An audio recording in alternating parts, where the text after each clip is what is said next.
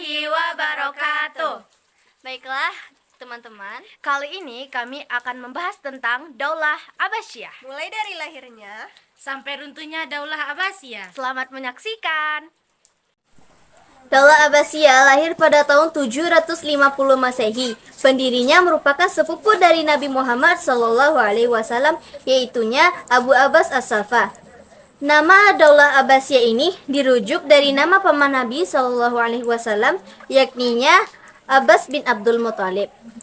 Lahirnya Daulah Abbasiyah ini mulanya dari gerakan perlawanan terhadap Daulah Umayyah yang ada di Andalusia. Salah satu tokohnya adalah Muhammad Al. Dan gerakan yang dibuat oleh Ali ini didukung penuh oleh kelompok Syiah yang sejak awalnya memang tidak pernah mendukung gerakan dari Daulah Umayyah ini. Daulah Abbasiyah ini berdiri hampir selama 6 abad dengan 38 khalifah yang pernah menjabat, yakninya selama 505 tahun. Daulah Abbasiyah ini merupakan salah satu pilar kemenangan Islam. Pada masanya tidak ada yang mampu menandingi gemerlap Daulah Abbasiyah ini. Yang kedua, ada fase pembentukan Daulah Abbasiyah. Dalam pemerintahan Daulah Abbasiyah, kepala negara disebut sebagai khalifah. Dan ada 38 khalifah yang menjabat di Daulah Abbasiyah. Berikut ada beberapa fase pembentukan Daulah Abbasiyah.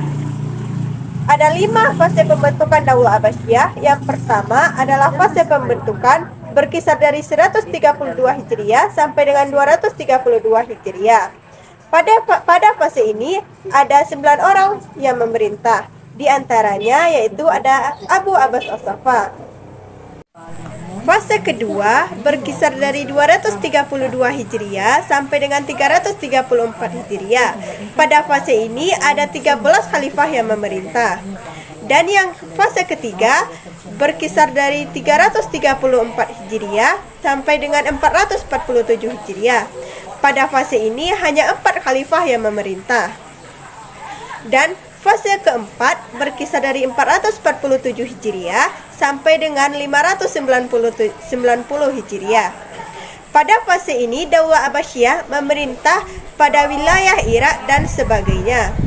Dan yang fase kelima berkisar dari 590 Hijriah sampai dengan 656 Hijriah. Pada fase kelima ini ada sekitar 3 orang khalifah yang memerintah. Di antaranya yaitu ada Az-Zahir, yang kedua ada Al-Muntansir, dan yang ketiga ada Al-Mu'tasim. Yang ketiga, 3 khalifah Daulah Abbasiyah yang paling terkenal. Dari 38 khalifah, terdapat 4 khalifah yang paling terkenal. Yang pertama, Abu Ja'far Al-Mansur. Ia merupakan khalifah kedua yang menjabat setelah kakaknya Abul Abbas As-Saffah. Ia terkenal sebagai khalifah yang cerdas dan tegas. Pada masa pemerintahannya, masyarakat hidup tentram, aman, dan makmur. Stabilitas negeri politiknya pun cenderung terkendali. Yang kedua adalah Harun Ar-Rasyid. Beliau lahir pada tahun 145 Hijriah. Ia merupakan khalifah yang paling dihormati dan disegani pada masa pemerintahannya.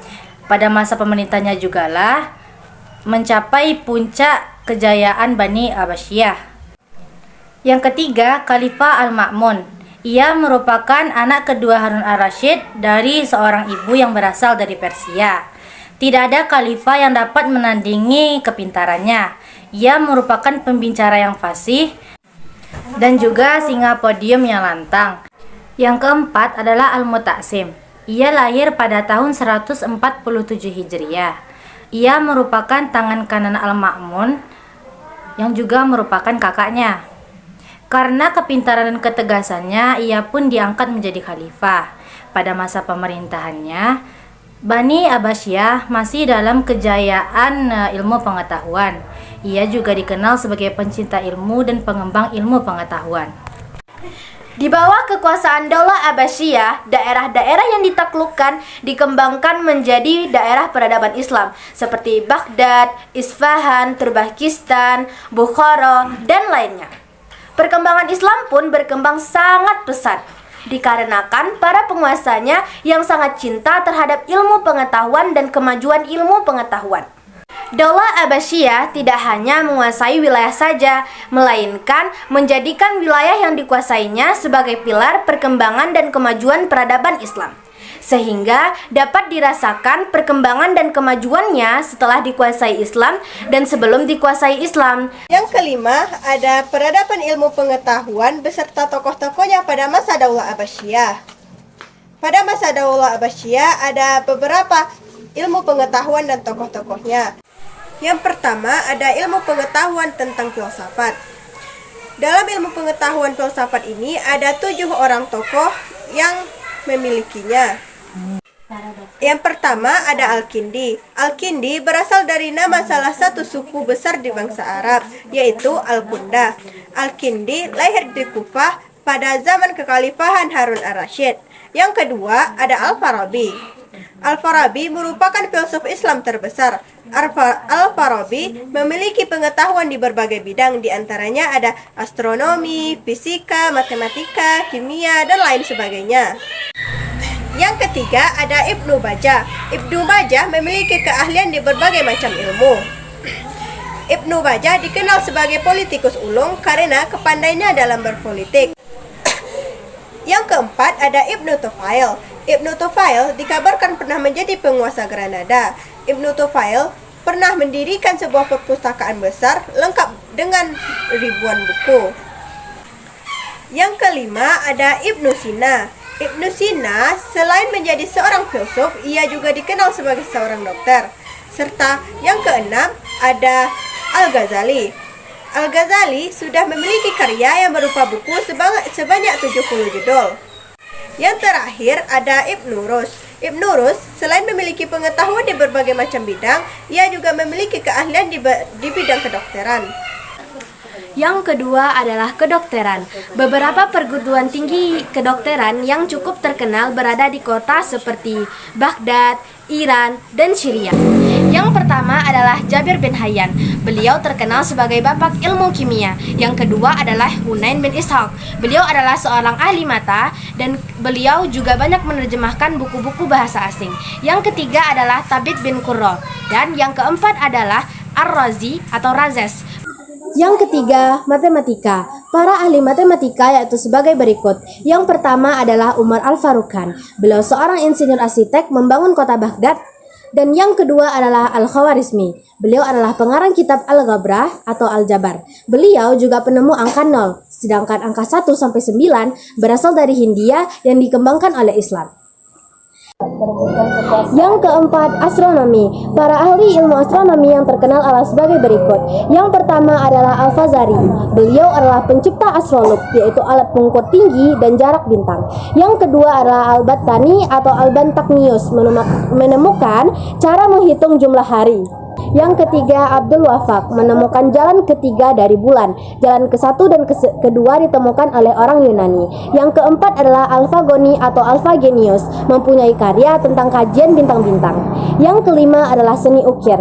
Beberapa seniman ukir yang terkenal yaitu Bad dan Tarif, sekitar tahun 961 sampai 976 Masehi.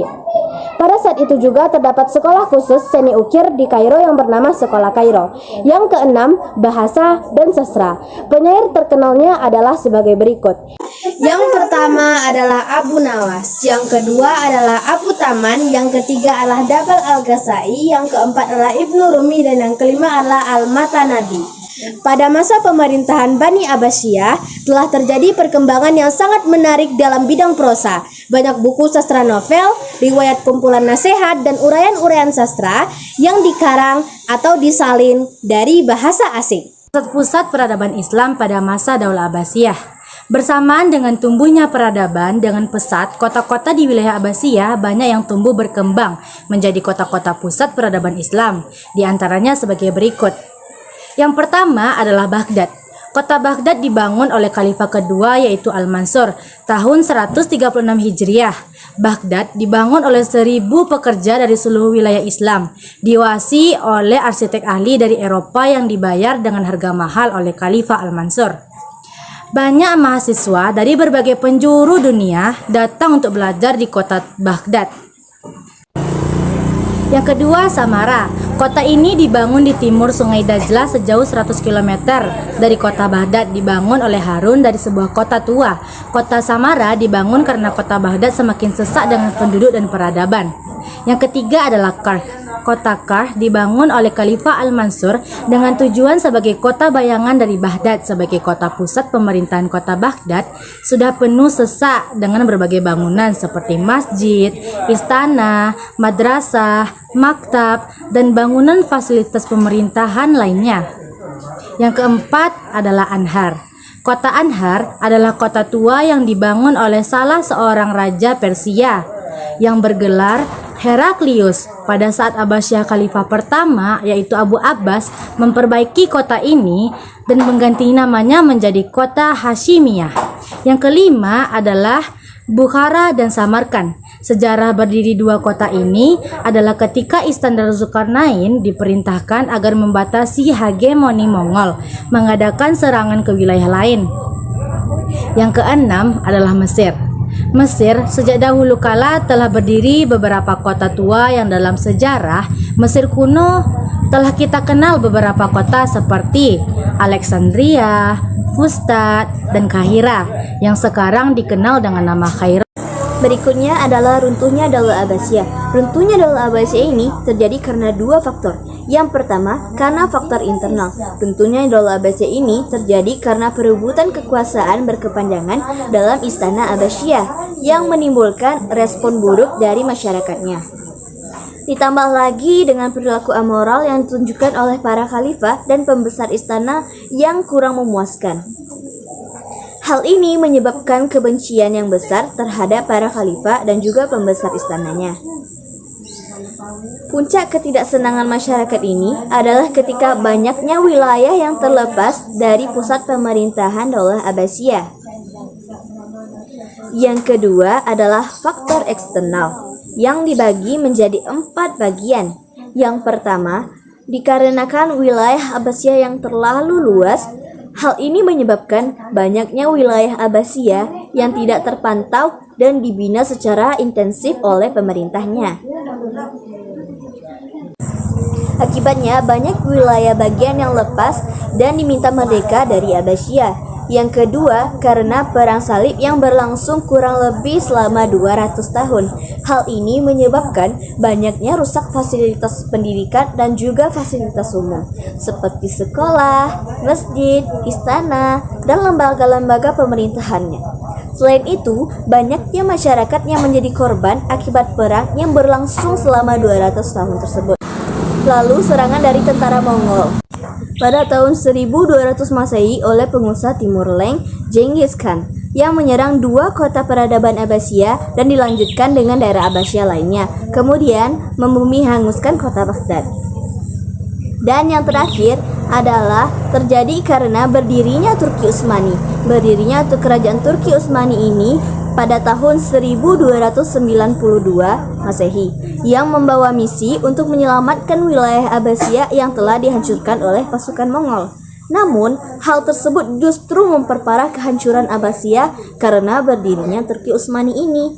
Dan terjadilah perang terbuka yang menyebabkan bertambah parahnya kehancuran Abbasiyah.